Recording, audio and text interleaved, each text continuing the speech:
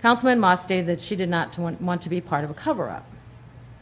If you believe what she said, then she was okay with being part of the cover-up prior to now.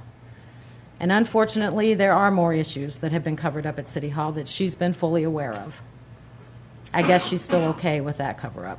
These issues were brought to the attention of the city manager by me as well as other employees and involve improprieties by director-level personnel as well as inappropriate relationships between department directors, which caused a confrontation in the workplace.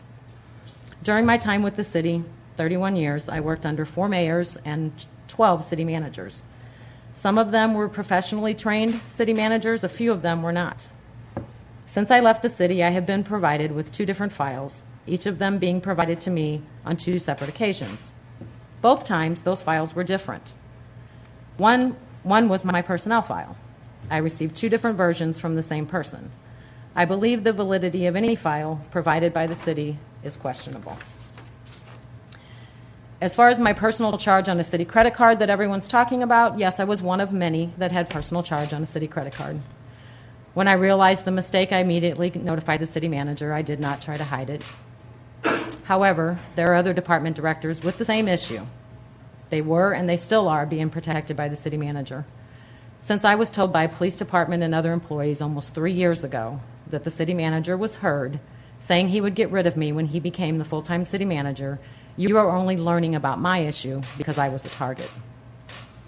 And as far as the K-Hawk Booster Club investigation, yes, there was an investigation by the Collinsville Police Department and the Illinois State Police, including the state's auditors. This was 9 years ago in 2006.